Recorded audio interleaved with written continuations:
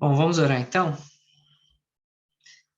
Senhor, nós te agradecemos, ó Deus, por esse tempo que temos aqui para estudar, ó Deus, a tua palavra e descobrir, ó Pai, as verdades, ó Deus, que estão ali, profundas como são, ó Pai, e transformadoras como são também. A partir de agora, ó Deus, nós vamos pisar em outros terrenos também no estudo da tua palavra, e eu peço a Deus que nos dê um coração pronto para isso, um coração a Deus disposto a aprender mais da história, ó Pai, que o Senhor mesmo conduziu para a glória do teu Filho amado Jesus, e que, ó Deus, esse entendimento, esse crescimento em conhecimento, ó Pai, mova o nosso coração para mais perto de Ti, especialmente para mais perto do Teu Filho amado Jesus, o nosso Salvador, ó Deus, reconhecendo que Ele é o grande Senhor, é o grande vitorioso, é o grande Salvador, e é dele que nós dependemos, ó Deus. Pedimos a Tua bênção, pedimos, ó Deus, o Teu cuidado, ó Pai, pedimos a Tua direção, aqueles irmãos que estão aqui participando hoje conosco, aqueles que não puderam participar ao vivo agora, ó Pai, que o Senhor esteja, ó Deus, com todos, que depois assistem esse vídeo, ouvem o áudio, ó Pai, e que a Tua bênção os acompanhe. Nós te agradecemos, ó Deus, por esse tempo novamente, pedimos agora a tua direção, em nome de Cristo Jesus. Amém. Amém. Bom, hoje a gente vai falar sobre os Nefilim, né? Um assunto bastante polêmico no meio cristão, né? E a gente tem por base aqui, inicialmente, o texto de Gênesis 6, e o meu foco vai trabalhar nos aspectos sobrenaturais ali, claro, da passagem, né? E como isso se desenrola no restante da Escritura, tanto no Antigo Testamento quanto no Novo Testamento também. Então, eu vou aqui colocar na tela o texto. Só um instantinho.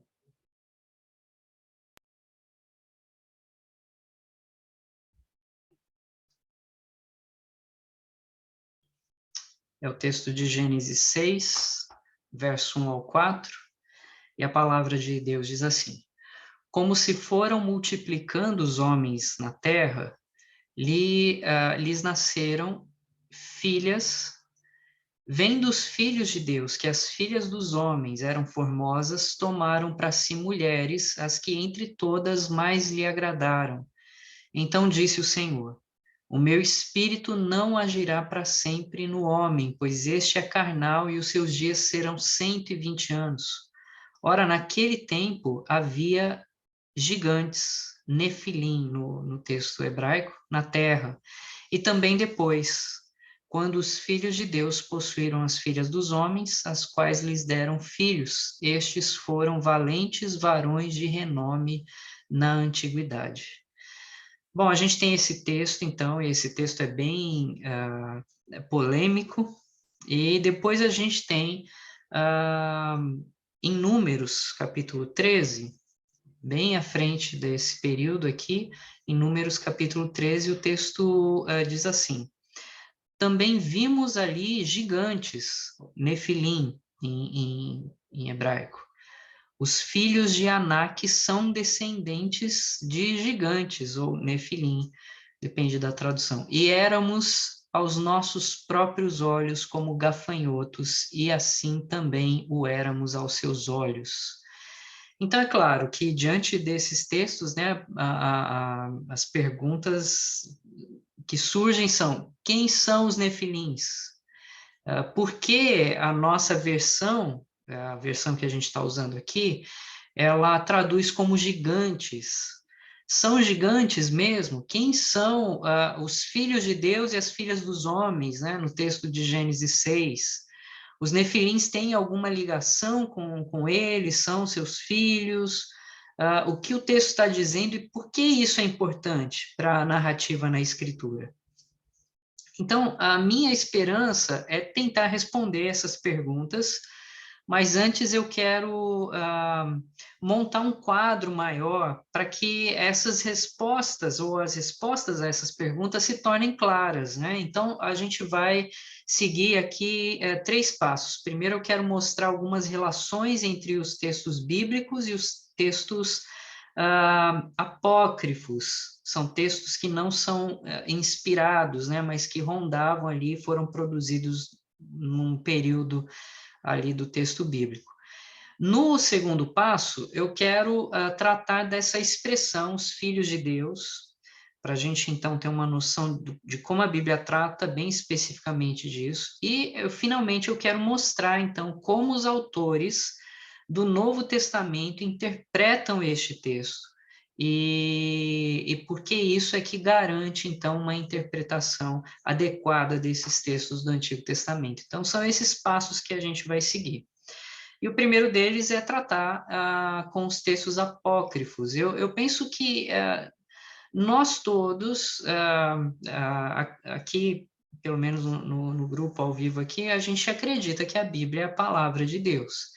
Ela é o texto inspirado por Deus, é autoritativo, é o que define a nossa regra de fé e prática. Nós acreditamos, então, que a Escritura ela foi escrita por homens inspirados pelo Espírito Santo de Deus e por causa disso ela transmite para nós a mensagem do próprio Deus de forma definitiva e de forma perfeita.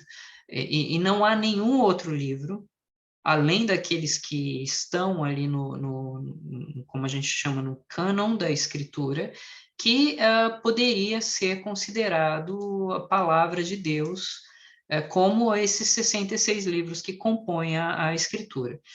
Agora, é claro que isso não significa que Deus tenha ditado, né, cada palavra da Escritura. A doutrina da inspiração, ela ensina para a gente que o Senhor escolheu homens no decorrer da história que iam transmitir a mensagem de Deus usando suas próprias palavras, seu modo de escrita, a sua própria cultura intelectual e outras coisas mais, né? Então, Deus estava envolvido em cada parte do processo, mas ele não colocava os autores num tipo de transe espiritual, né, para então escrever a sua mensagem. A gente crê que Deus direcionou a escrita, a escolha de trechos, inclusive até inclusões editoriais e todo o processo, então, que culminou no cânon de 66 livros que hoje a gente tem em mãos. E porque Deus usou o próprio conhecimento que esses homens tinham, não é incomum ver esses homens fazendo citações de outros textos que não pertencem ao grupo desses textos inspirados, né? No Antigo Testamento, por exemplo, há cerca de 15 referências a textos que não são os textos bíblicos, por exemplo. Eu vou mostrar aqui um quadro e veja aí, olha, em todos esses textos bíblicos do Antigo Testamento, a gente tem a citação desses livros que não são parte do cânon da Escritura, né? Então, a gente tem Números 21, 14, cita ali os livros das guerras do Senhor, né? O de Yahvé. Josué 10 e 2 Samuel cita o livro dos justos, né? O de Asser. 1 Reis 11, 41, livro da história de Salomão, né? 1 Reis 14, livro da história dos reis de Israel, 2 Crônicas também fala desse livro, 2 Crônicas 33, 1 Reis 14 também, verso 29, no 15, verso 7, o livro da história dos reis de Judá, 1 Crônicas 29, 29 diz, Crônicas de Samuel, então, 2 Crônicas 9, 29 fala do livro de Natã. 2 Crônicas 12, 15 fala do livro da história de Semaías. Né? Então, 2 Crônicas 26, ou melhor, 20, 34, fala das crônicas de Jeú, filho de Hanani, ou Hanani. Né? 2 Crônicas 26, verso 22, livro desconhecido de Isaías. Uma citação ali de um livro que é desconhecido. Segunda Crônicas 33, livro da história dos reis de Israel. Segunda Crônicas 35, livro de Jeremias sobre Josias, então, que também é desconhecido. Então, veja, essas são fontes que foram diretamente referenciadas na Escritura, mas não há, provavelmente, muitas outras referências diretas e indiretas a outros textos desconhecidos, né? A gente tem citações, mas a gente não conhece muito desses textos, né? E além desses textos citados, há também outros textos que foram escritos num período posterior, né, num período depois da escrita do Antigo Testamento, a gente chama de período intertestamentário, né, que é o período que está entre os dois testamentos, e são textos que exercem assim uma grande influência na cultura judaica daquele período, né, um pouco antes da vinda de Cristo. Então, entre esses textos, a gente tem o mais influente de todos, sem dúvida, que é o texto de Enoque, o primeiro livro de Enoque, como é conhecido.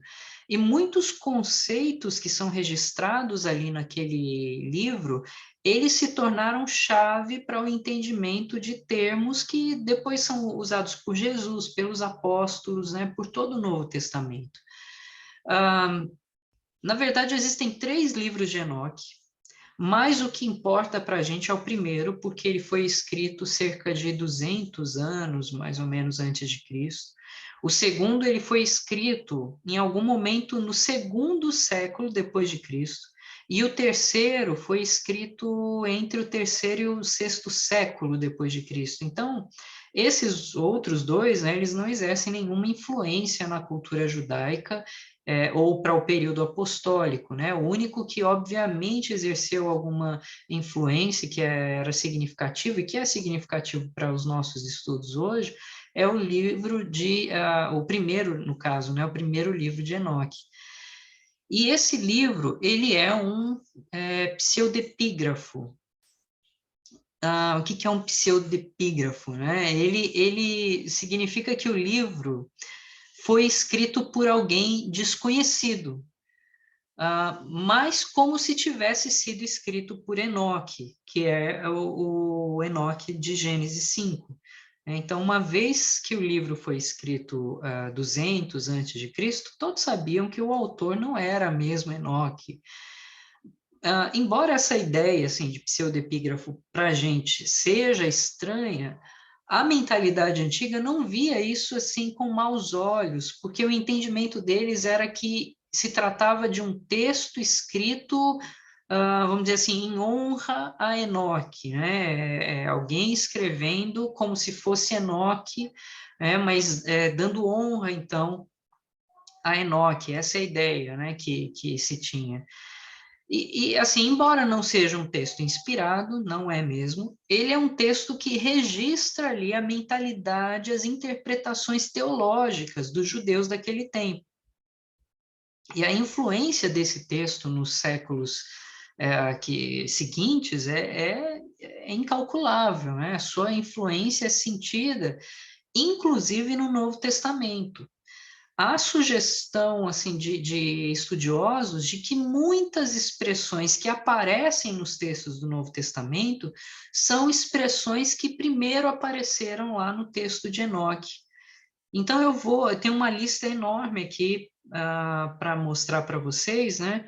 Mas essa lista dá uma ideia para a gente de como palavras que aparecem no livro de Enoque acabam aparecendo também no Novo Testamento, né? Como uma lembrança, ou como uma referência, né? Ou como um reflexo de como aquela linguagem ela influenciava mesmo a cultura, né? Da época e como estava na mente do povo da época, inclusive dos apóstolos, dos discípulos que foram inspirados por Deus para escrever o Novo Testamento. Então, aqui, por exemplo, a gente tem na primeira coluna aqui o Novo Testamento, e na segunda coluna a gente tem algumas citações do primeiro livro de Enoque. E a gente vê aqui por exemplo, Enoque, capítulo 92, verso 4, falando de andaremos na luz, na eterna luz, né? E a primeira carta de João, ela usa também essa expressão, andarmos na luz, né? Na primeira carta de João, capítulo 2, fala, as trevas se vão dissipando. E Enoque, 58:5, as trevas se vão dissipando. Então, a mesma expressão aparece nos dois textos, né? Na primeira ainda de João, capítulo 2, não ameis o mundo nem as coisas que há no mundo. E aí em Enoque, 108, verso 10, eles amavam o céu mais do que sua vida no mundo. Então são, não é exatamente a mesma frase, né, mas são ideias que aparecem em Enoque, que depois de alguma forma aparecem também no Novo Testamento, né? Apocalipse 2:7, depois 22, verso 2, 14 e 19, fala da árvore da vida. Enoque, capítulo 25, também fala da árvore da vida. Apocalipse 3, vestidos de vestiduras brancas, né? Enoque 90:31, vestidos de branco. E assim, os exemplos são vários, né? Apocalipse 3:20, entrarei em sua casa e cearei com ele. Enoque 62:14, e o Senhor dos Espíritos permanecerá sobre eles, e com o Filho do Homem eles habitarão, e comerão, e deitarão, e se levantarão para todo sempre, né? Ah, enfim, eu vou gastar bastante tempo lendo aqui com vocês, né, se eu for acompanhar toda a tabela.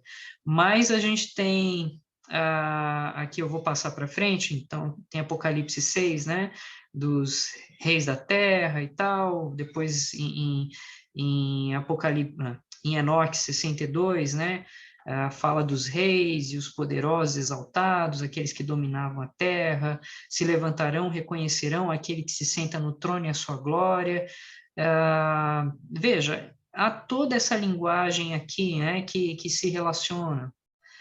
Mais à frente, eu estou lembrando aqui, talvez vocês tenham que ter paciência agora, porque eu estou lembrando que alguns só vão ouvir o áudio, né, não vão ver o vídeo.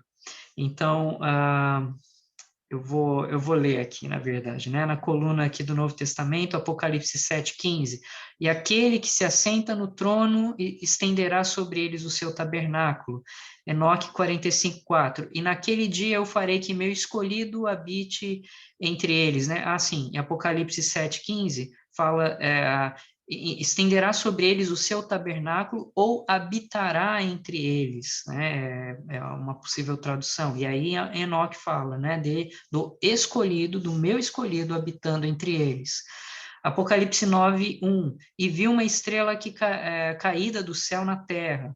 Enoque 86:1, e novamente eu olhei com meus olhos enquanto eu dormia e vi o céu acima, e eis que uma estrela caiu do céu. Então, Apocalipse 20:13, deu o mar os mortos e o que nele estava, a morte e o além entregaram os mortos que neles havia. E Enoque 51, e naqueles dias a terra vai se devolver os que foram confiados a ela, o Sheol retornará os que lhe foram confiados, e a destruição retornará os que lhe pertencem. Apocalipse 20:15, e se alguém não foi achado inscrito no livro da vida, esse foi lançado para dentro do lago de fogo.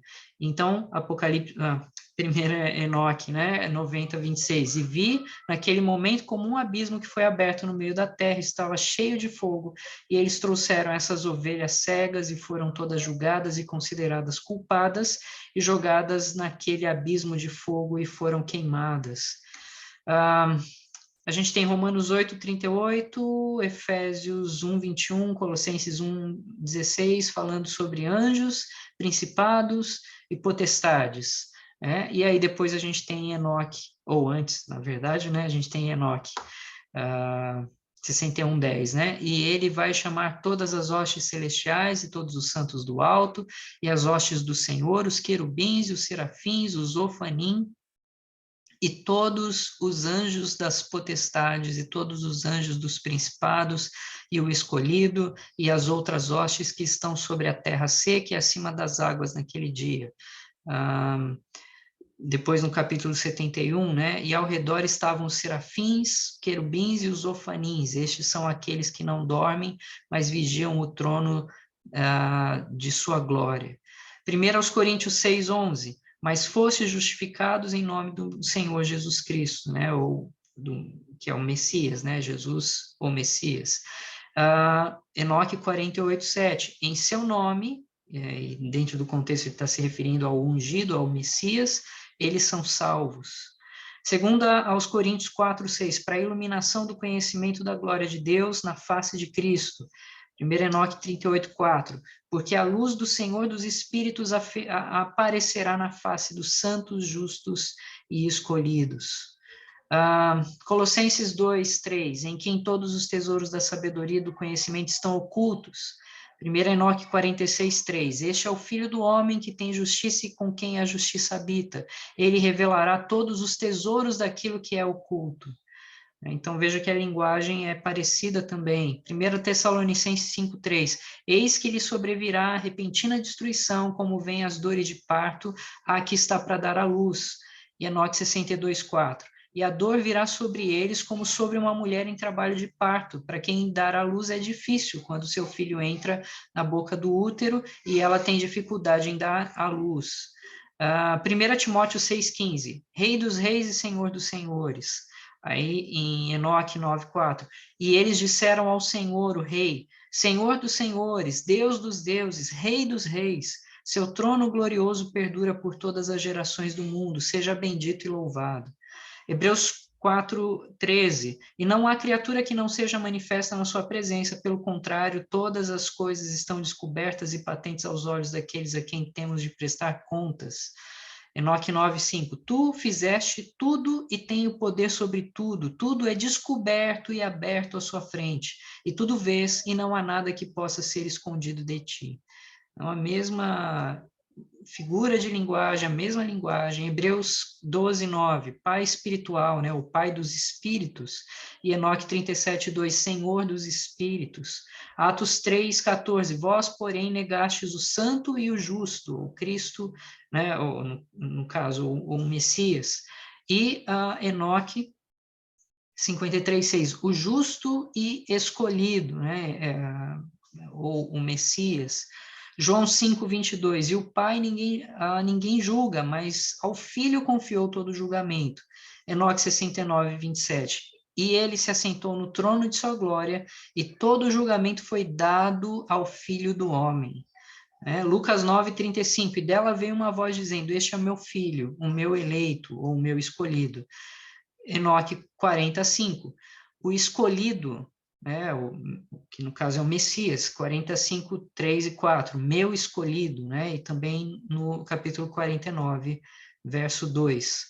Mateus 19:28, Jesus lhe respondeu, em verdade vos digo que os que me seguistes, quando na regeneração o Filho do Homem se assentar no trono de sua glória, também vos assentarei em 12 tronos para julgar as 12 tribos de Israel.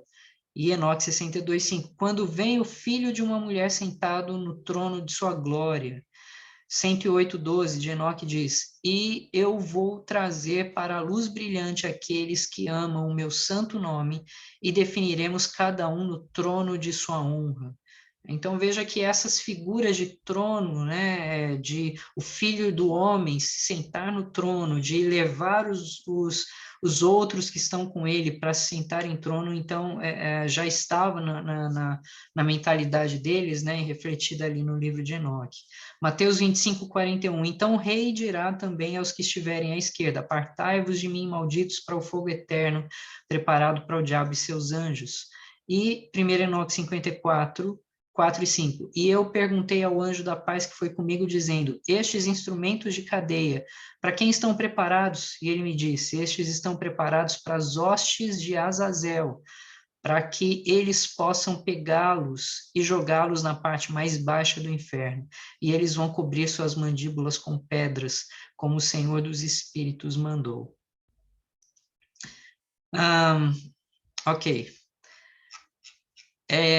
Então, veja, é claro que alguns textos podem se tratar de meras coincidências culturais, mas as conexões elas são bastante impressionantes assim para ignorar, né? Os textos que fazem referências assim inequívocas ao texto de Enoque são os textos de Judas e a carta de Pedro. Tanto a carta de Judas quanto a carta de Pedro, assim, elas fazem conexões muito claras e que a maioria dos estudiosos da escritura reconhecem que não dá para desvincular essas passagens do texto de Enoque, né? A segunda carta de Pedro, capítulo 2, tem uma conexão de temas com a carta de Judas, e por isso também se conecta indiretamente a Enoque. Mas a carta de Judas e a primeira carta de Pedro têm conexões muito evidentes. A carta de Judas, em particular, tem os seus temas claramente conectados com o texto de Enoque. Então, assim como eu fiz com os outros textos do Novo Testamento, que deu uma base geral, assim, só para a gente saber que existe essa conexão pelo menos de mentalidade, né, entre os escritores do Novo Testamento e o escritor, ou os escritores de Enoque, né? Existe uma ideia cultural de equivalência, mas em Judas, a gente tem aqui, verso 1 e 2. Aos chamados, amados de Deus e Pai, e guardados em Jesus Cristo, a misericórdia, paz e o amor vos sejam multiplicados. E Enoque, primeiro capítulo, verso 8. Mas para os justos ele dará paz, e ele manterá seguro o escolhido, e a misericórdia estará sobre eles. Então, veja, a linguagem é muito parecida, né? Ele dará paz, misericórdia, que manterá seguro o escolhido, né, guardados em Jesus Cristo. Então, veja que a linguagem é bem próxima, né? Depois, no verso 4 de Judas, pois certos indivíduos, os quais desde muito foram antecipadamente pronunciados para esta condenação. E aí, Enoque 108:7, pois existem livros e registros sobre eles no céu acima, para que os anjos possam lê-los e saber o que está prestes a vir sobre os pecadores. Também no verso 4, né, novamente, pois certos indivíduos antecipadamente pronunciados para essa condenação, homens ímpios, né, e Enoque, primeiro capítulo, verso 9, eis que ele vem com dezenas de milhares dos seus santos para executar julgamento sobre os pecadores e destruir o ímpio, e reprovar toda a carnalidade, toda a pecaminosidade mundana que foi feita e cometida contra ele. Ainda no verso 4 de Judas, que transformam em libertinagem a graça de nosso Deus e negam o nosso único e soberano Senhor Jesus Cristo.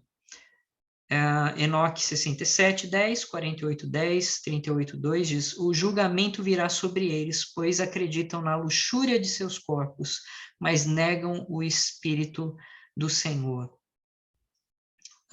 Verso 6 de Judas, e a anjos, os que não guardaram seu estado original, mas abandonaram seu próprio domicílio. Enoque 12:4, 15:3 diz, vigilantes do céu que deixaram o alto do céu e o santo lugar eterno. Verso 6, ele tem guardado sob trevas em algemas eternas para o juízo do grande dia. Enoque 10:12, quando eles vêm vigiam a destruição de seus entes queridos das 70 gerações sob as colinas da terra, até o dia do seu julgamento e da sua consumação, até o juízo que é para toda a eternidade ser realizado. Então, o texto anterior fala de algemas eternas, guardados para o juízo do grande dia, agora fala sobre a eternidade do juízo a ser realizado, né? Verso 6 ainda, ele tem guardado sob trevas em algemas eternas para o juízo, e a gente tem uma equivalência lá em 2 Pedro 2:4. Ora, se Deus não poupou os anjos quando pecaram, antes precipitando-os no inferno, tártaros, a expressão lá, depois eu vou falar porque é importante, os entregou a abismos de trevas, reservando-os para juízo. E em Enoque 63:10, então eles dirão a eles, nossas almas são saciadas com os bens adquiridos pela iniquidade, mas eles não impediram que caíssem em chamas do tormento do Sheol. Ainda em Judas, verso 7, como Sodoma e Gomorra, cidades circunvizinhas que, havendo se entregado à prostituição, como aqueles, seguindo após outra carne, não são postas para exemplo do fogo eterno, sofrendo punição. E aí no capítulo 12 de Enoque, diz assim, e Enoque, escriba da justiça, vá e informe aos vigilantes do céu que deixaram o alto céu e o santo lugar eterno e corromperam-se com mulheres e fizeram como os filhos dos homens fazem e tomaram esposas para si mesmas e se tornaram completamente corruptos na terra. Verso 12 de Enoque fala de nuvens sem água, de Judas, no caso, né? Nuvens sem água. No livro de Enoque, capítulo 100, verso 11, diz, e todas as nuvens e névoa e orvalho e chuva testemunharão contra você. Pelo menos uma equivalência de linguagem. Verso 12 ainda, as árvores em plena estação dos frutos, destes desprovidas, duplamente mortas, desarraigadas. Capítulo 80 de Enoque, naqueles tempos os frutos da terra se atrasará e não crescerá a seu tempo apropriado, e os frutos das árvores, no caso, serão retidas em seu devido tempo. Né? Verso 12, águas impelidas pelo vento, 1 Enoque 67, 5 ao 7, e vi aquele vale em que houve um grande distúrbio e uma agitação de águas. E quando tudo isso aconteceu, o metal derretido do fogo e a perturbação que perturbou as águas naquele lugar, um cheiro de enxofre era produzido e associado àquelas águas. E aquele vale do anjo que desencaminharam os homens queima abaixo do solo. Verso 13 de Judas, ondas bravias do mar que espumam as suas próprias sujidades, estrelas errantes para as quais tem sido guardadas a negridão das trevas para sempre. Enoque 86 e 46:6 também. E muitas cabeças das estrelas em comando se perderão, e essas vão mudar seus cursos e suas atividades e não aparecerão nos horários prescritos para elas, né? Então veja ali, fala de estrelas errantes em Judas, e aqui fala de estrelas que vão mudar o seu curso, não aparecerão no horário prescritos para elas, né? Verso 14, quanto a estes foi que também profetizou Enoque, o sétimo depois de Adão, dizendo, eis que veio o Senhor entre suas santas miríades. E capítulo 60 de Enoque, onde meu bisavô, Enoque, foi tomado, que era sétimo de Adão, né? O sétimo depois de Adão. Essa ideia de sétimo depois de Adão, a frase, né? Ela é especificamente colocada no livro de Judas também. Verso 14 e 15, quanto a estes foi que também profetizou Enoque, o sétimo depois de Adão, dizendo, eis que veio o Senhor entre as suas santas miríades para exercer juízo contra todos e para fazer convictos todos os ímpios acerca de todas as obras ímpias que impiamente praticaram e acerca de todas as palavras insolentes que ímpios pecadores proferiram contra ele. E Enoque 1:9, e eis, ele vem com 10.000 santos executar julgamento sobre eles e destruir o ímpio e lutar com toda a carne a respeito de tudo que os pecadores e os ímpios fizeram e fazem contra ele. Veja que é a mesma linguagem, o mesmo tipo de ideia aqui traduzida de alguma forma no texto de Judas também. Então, aqui as conexões, elas são, para todos que estudam assim os textos, nos seus textos originais e tal, elas são bastante evidentes, né? Essas conexões, elas acontecem na primeira na carta de Judas, mas também acontecem na primeira carta de Pedro, especialmente no capítulo 3, entre os versos 18 e 20, né? E eu quero primeiro ler esses versos aqui, diz assim, pois também Cristo morreu uma única vez pelos pecados, o justo pelos injustos, para conduzir-vos a Deus, mortos sim na carne, mas vivificados no Espírito, no qual também foi e pregou aos espíritos em prisão, os quais no outro tempo foram desobedientes, quando a longanimidade de Deus aguardava nos dias de Noé, enquanto se preparava a arca, na qual poucos, a saber, 8 pessoas, foram salvas através da água. Então, veja, a gente tem essa expressão aqui de que Jesus, ele foi ao Sheol, né, ou ao Hades, no caso, e ele pregou a espíritos em prisão.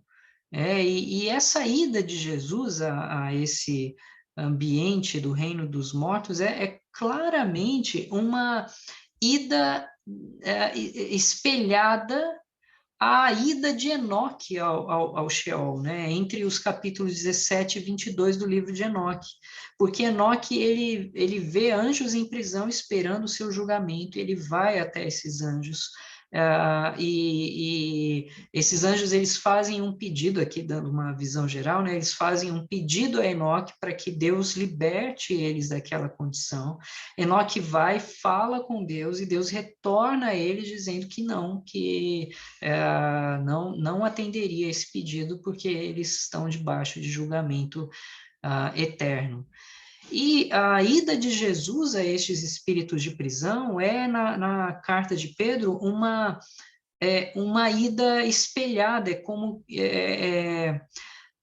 eu colocar dessa forma, assim como Paulo faz uma conexão entre Adão e Jesus, Pedro faz uma conexão, de alguma forma, entre Enoque e Jesus. E talvez isso vai ficar mais evidente quando a gente for tratar especificamente dessa questão mais à frente, na próxima aula, na verdade. Mas agora, só para entender o que está se passando aqui, né? Mas, assim como na carta de Judas, toda a primeira carta de Pedro, ela traz assim várias conexões de expressões que a gente encontra em Enoque.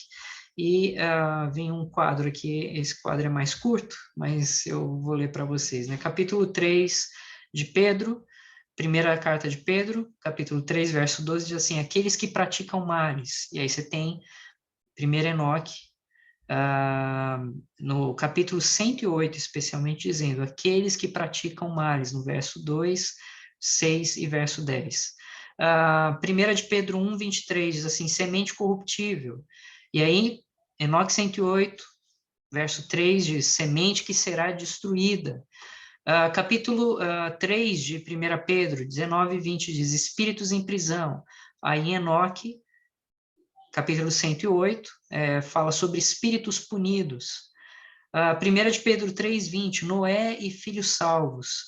1 de Enoque 106, 16 e 18, diz: Noé e os filhos salvos.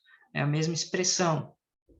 1 de Pedro 1, 10 e 12, profetas, livros e anjos.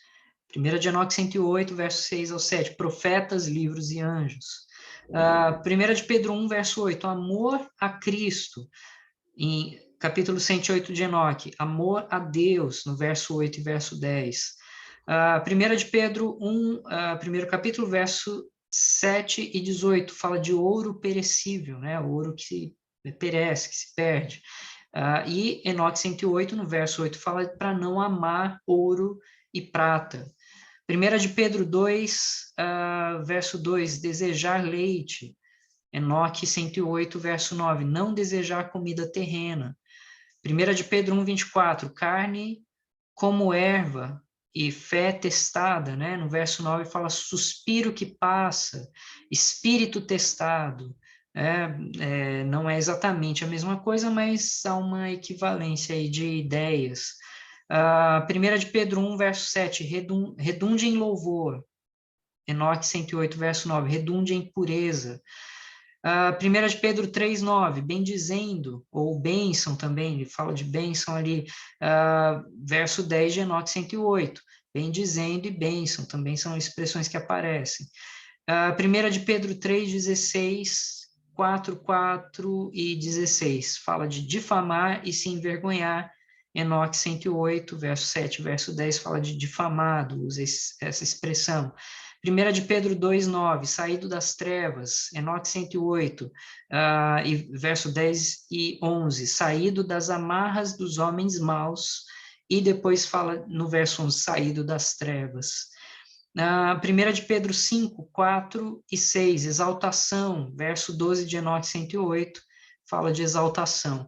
Então, a gente vê que, de alguma maneira, Pedro também tinha, pelo menos, esse capítulo em vista aqui, quando ele escreve a primeira carta. Ele tem ideias, né, que são, de alguma forma, registradas lá em Enoque 108, e Pedro, ele parece usar das mesmas ideias, das mesmas expressões, das mesmas figuras, né, para compor também a sua carta, né, a carta inspirada agora por Deus, mas usando desse conhecimento cultural que Pedro tinha também. Então, novamente, são muitos detalhes para ignorar, né? Agora, qual que é o motivo para mostrar tudo isso?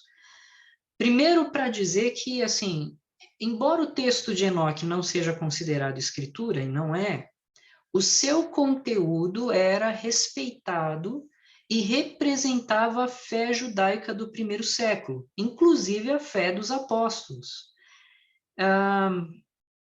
Essa informação é muito importante para a gente montar o quadro ali dos nefilins, né? A gente vai entender o porquê que eu estou trazendo essa figura de Enoque, porquê que eu estou validando de alguma forma o texto de Enoque, não como inspirado, entendam, mas validando no sentido de um registro cultural do pensamento judaico, né, daquele período, porque depois a gente vai fazer umas conexões também com mais detalhes, né, registrados ali, então, nesse livro de Enoque. Agora, eu disse que me cabia, para a gente voltar ao texto de Gênesis 6, falar um pouco sobre os filhos dos homens, né, e aí nós temos no capítulo 6 de Gênesis, verso 2, dizendo assim: vendo os filhos de Deus que as filhas dos homens eram formosas, tomaram para si mulheres, as que entre todas mais lhes agradaram.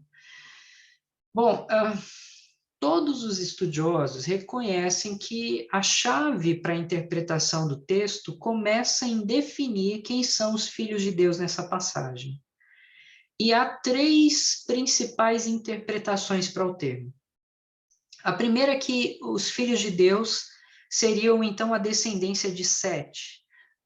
Depois que Caim matou Abel, nasceu Sete, e foi ele quem carregou, né, a boa descendência da fé de Abel. Essa é a visão, né? Então, essa visão diz que os filhos de Deus são a boa descendência de Sete, que casaram com a má descendência de Caim, que no caso seriam chamadas de filhas dos homens.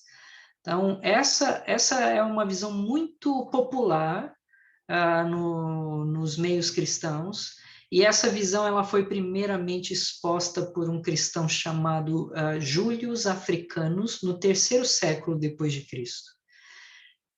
E depois disso ela foi apoiada por Agostinho, Tomás de Aquino, Lutero, Calvino. Então, grandes homens do passado, grandes teólogos do passado, abraçaram essa ideia, promovida ali, então, por Július Africanus, né, no terceiro século depois de Cristo, e é por isso que essa visão é muito comum e ela é defendida pela maioria das igrejas cristãs tradicionais até o dia de hoje, né? Então, o termo que se usa para essa visão é a visão setita, né? Se refere a essa interpretação, então, como a visão setita, né? Que os filhos de Deus são filhos de Sete, na verdade, a descendência de Sete, e filhos dos homens, a descendência de Caim.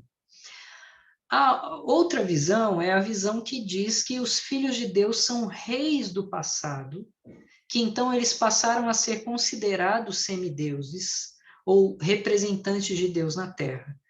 E então eles decidem se casar com as filhas dos homens, que eram mulheres plebeias, né? Mulheres que não eram da linhagem real.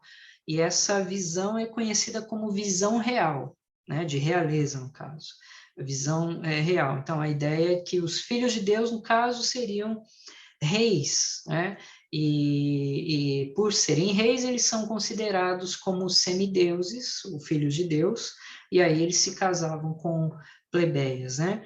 E a terceira visão diz que os filhos de Deus são seres espirituais, são Elohim que tiveram relações com mulheres humanas.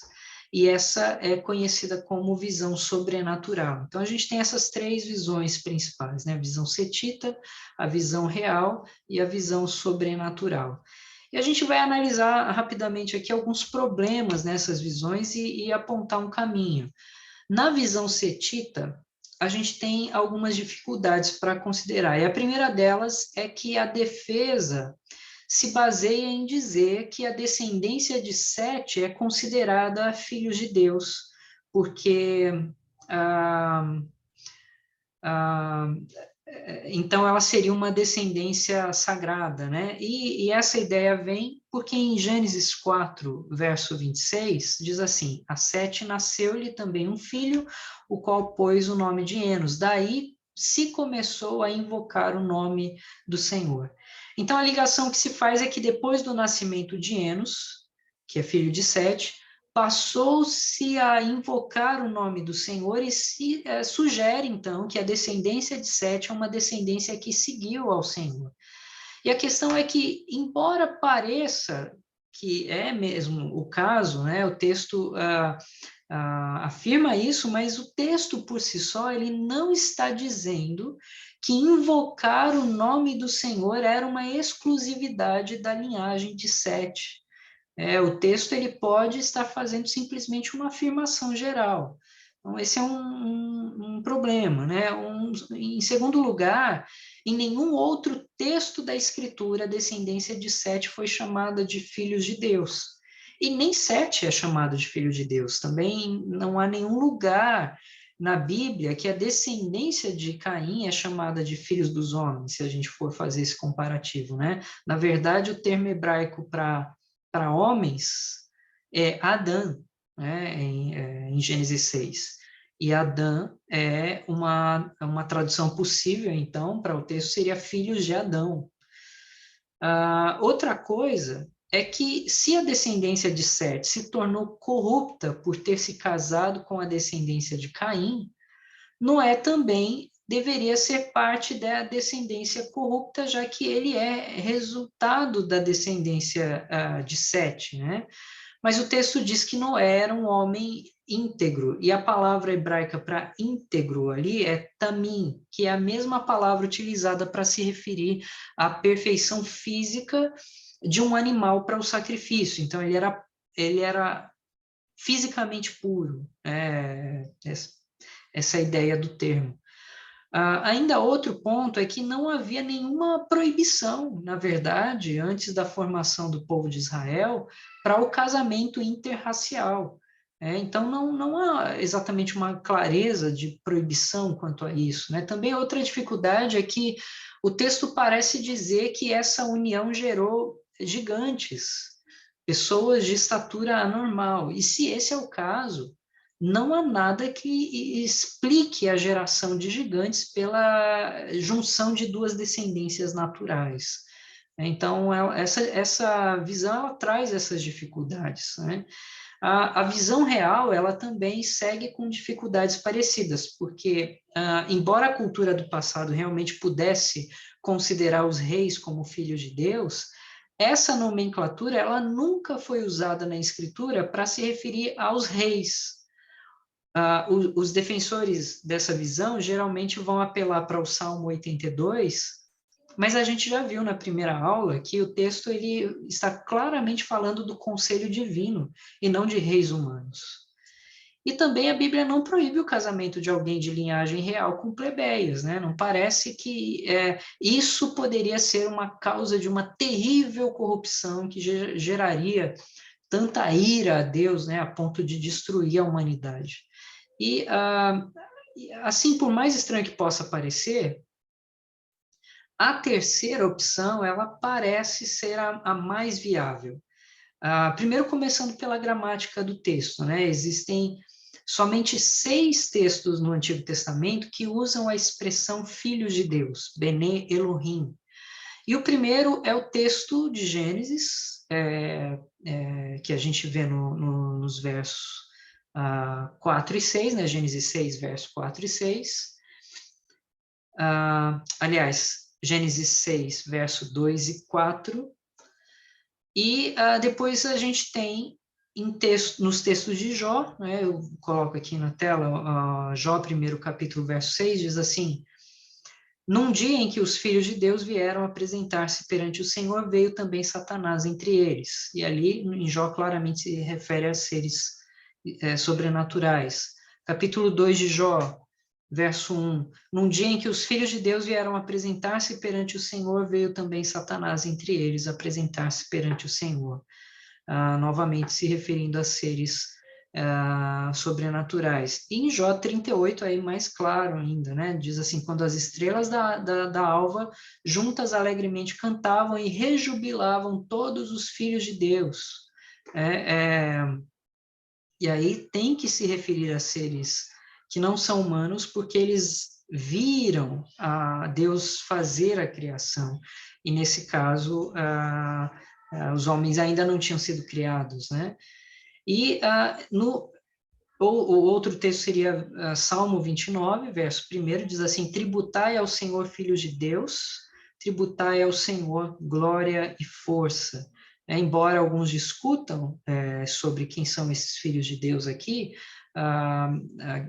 aqueles que têm se acostumado com essa linguagem na Escritura e têm pesquisado ela, sabem que, no caso, o texto também está se referindo a seres sobrenaturais. E a gente tem Daniel, capítulo 3, 25, que diz assim: tornou ele e disse: eu, porém, vejo 4 homens soltos que andam passeando dentro do fogo, sem nenhum dano, e o aspecto do quarto é semelhante a um filho dos deuses, ou filho de Elohim, né? Que é a mesma expressão dos outros textos. Então, perceba que em todas essas ocasiões, os textos eles estão se referindo a seres espirituais. Além disso, é importante destacar que o maior número de ocorrência acontece em Jó, que provavelmente foi o primeiro livro escrito na Bíblia, e isso significa que Jó seria a primeira fonte de interpretação do termo para os primeiros leitores de Gênesis. Ou seja, se você tem um texto anterior que fala de filhos de Deus, como se referindo a seres sobrenaturais, você vai interpretar o próximo texto, que no caso Gênesis vem aí escrito, né, por Moisés, como baseado naquilo que você já conhecia, né? Então, por mais estranho que possa parecer, a única interpretação que parece concordar com os outros textos bíblicos e responder o que acontece em Gênesis 6 mais adequadamente é a visão que os filhos de Deus são seres espirituais que tiveram relações com as filhas dos homens e que geraram com isso não só uma horrenda perversão moral, mas geraram também seres híbridos gigantes, conhecidos como Nefilim.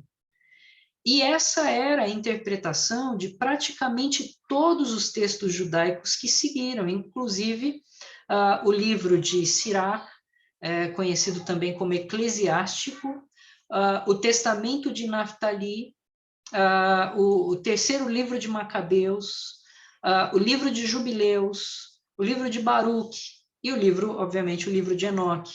Essa era a interpretação geral da população judaica no primeiro século de cristianismo. E essa era também, eu vou mostrar depois, a interpretação dos apóstolos.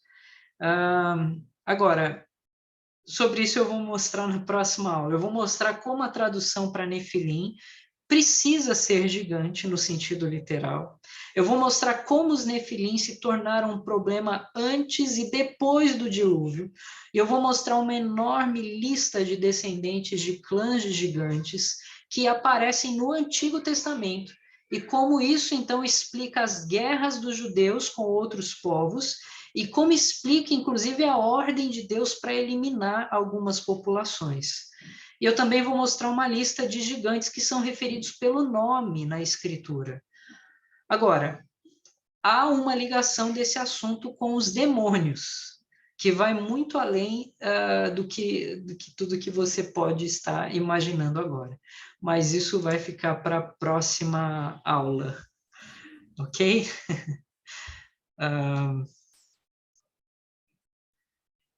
Deixa eu só parar a minha apresentação aqui. Então deixei vocês no suspense aqui para a próxima aula, tá? Mas por enquanto a gente tem o nosso momento aqui de perguntas. Se você tiver alguma pergunta e quiser compartilhar, agora é o momento.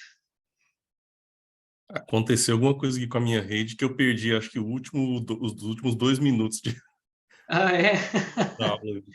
Ai, ai, ai. Eu falei o seguinte, que eu vou... na questão, você ouviu ali eu falando de que a melhor ideia, ou pelo menos que mais interage com os textos bíblicos, é de que os nefilim são, ou melhor, que os filhos de Deus são seres espirituais. Ou não E ouviu isso? eu escutei até a parte que estava falando que Jó era um texto mais antigo, né? E que o conhecimento, o entendimento que eles tinham do termo Bene Elohim era seres celestiais.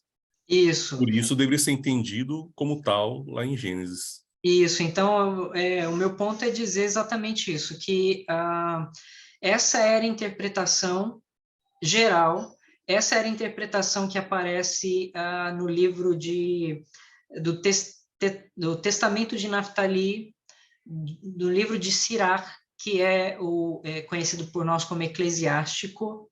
Não é o Eclesiastes que tem na Escritura, né, mas o texto apócrifo eclesiástico. Terceiro livro de Macabeus, livro dos Jubileus, Baruque e, obviamente, o livro de Enoque também. Então, essa, na verdade, era a interpretação geral do primeiro século judaico, né? Então, eles pensavam, estou falando do primeiro século de cristianismo, né? Eles pensavam em termos de seres sobrenaturais tendo relação com mulheres humanas, né? E essa, para nossa surpresa ou não, né? Essa era também a interpretação dos apóstolos. Mas eu falei que eu vou mostrar isso na próxima aula, né? Eu vou mostrar por que a tradução de Nefilim precisa ser gigante, no sentido literal mesmo. Eu vou mostrar por que Nefilim era um problema antes e depois do dilúvio. E a Bíblia, na verdade, traz uma lista enorme de descendentes de gigantes que aparecem no Antigo Testamento, e isso explica a guerra de judeus com alguns povos e também a ordem que Deus dava de eliminar completamente um povo. E há uma lista de gigantes que são referidos pelo nome, né, também. E é um ponto que eu não vou levantar spoiler aqui, mas assim, essa história toda tem a ver com a questão dos demônios também. Mas isso a gente vai tratar na próxima aula. Então foi isso que eu disse aí nos últimos momentos. E eu só fui levantando a bola aqui nessa aula para depois jogar as coisas na aula que vem. Tá? Mas, no geral, qual que foi minha intenção aqui? A minha intenção é mostrar, assim, que existem livros fora da escritura que, de alguma forma, ajudam a gente a entender alguns textos bíblicos.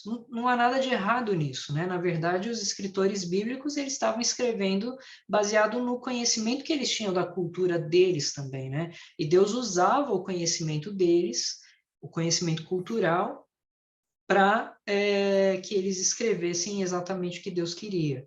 Esse é um ponto importante, porque como a gente vai tratar do livro de Enoque também, de alguma forma, algumas pessoas se sentem desconfortáveis, né, com isso. Elas dizem, não, mas esse livro aí não é livro inspirado, né? Que ele tem para ajudar? A questão é que a Bíblia usa muitos textos de fora dela, né, para compor suas ideias. E isso não significa que a Bíblia está validando 100% esses textos, mas isso significa que há alguma coisa nesses textos que são validados na Escritura.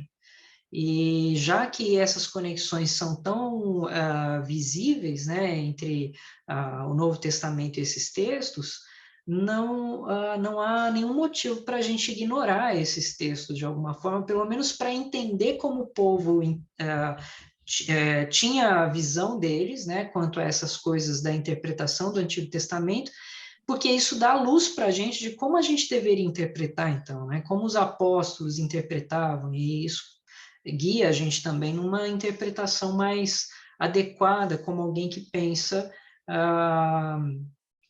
como alguém que viveu naquele período, né? Então, esse é o meu objetivo aqui.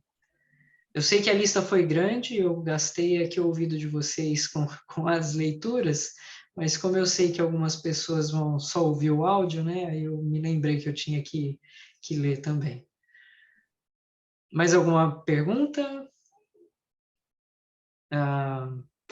Eu vou dormir hoje com a alma lavada. Foi a primeira vez que alguém concordou com essa visão. Eu era a única, eu quase fui apedrejada. Então, que bom. Não é uma visão comum dentro da igreja cristã moderna, né? Especialmente nos meios tradicionais. Se a gente falar aí, eu estou falando como pastor presbiteriano, né? Na igreja presbiteriana, eu desconheço alguns. Na verdade, eu conheço um ou outro, assim, que concorda. Pastores americanos, no geral, assim, eu conheço, quer dizer, no geral, eles discordam, mas eu conheço alguns também presbiterianos e batistas que concordam com essa interpretação, e a maioria deles são, assim, estudiosos da língua, estudiosos do período antigo, então eles que conseguem enxergar essas conexões com mais facilidade, né, e com menos, vamos dizer assim, com menos preconceito, né? Hoje em dia a gente tem um grande preconceito com as coisas sobrenaturais, e a Bíblia, ela não tem, a gente não deveria ter, né? Agora, é claro que há objeções quanto a isso, provavelmente eu vou tratar dessas objeções na próxima aula, né? Mas a gente vai ver isso também. Assim, não é motivo de discutir, mas assim, se você perde esse ponto, perde um monte de coisa que eu vou mostrar nas próximas aulas, né? Porque esse ponto é um ponto chave para entender muitas coisas que acontecem no Antigo e no Novo Testamento, na minha visão. E eu acho que os cristãos eles estão perdendo a oportunidade de conhecer essas coisas porque simplesmente ignoram esse aspecto sobrenatural ou querem interpretar de outra forma que não seja tão absurda assim do ponto de vista da mente moderna, né? Mas a gente não pode ligar para o ponto de vista da mente moderna, né? A gente tem que entender o que a Bíblia realmente diz e crer, né? No que a Escritura nos revela. Mas obrigado pelo comentário, fico feliz que alguém ficou aliviado, né? Porque a maioria se sente desconfortável, na verdade, quando eu falo dessas coisas. Bom, mas é isso, gente. Então, na próxima aula, eu prometo que vou resolver alguns assuntos aqui que eu levantei, né? E eu vou mostrar mais aprofundadamente, então, como isso impacta o Antigo e o Novo Testamento também. Tá bom? Então, acho que a próxima aula vai ser mais climática do que essa aula de hoje. É isso, então. Deus abençoe vocês, tenham uma ótima noite, e a gente se vê na semana que vem, com a graça de Deus.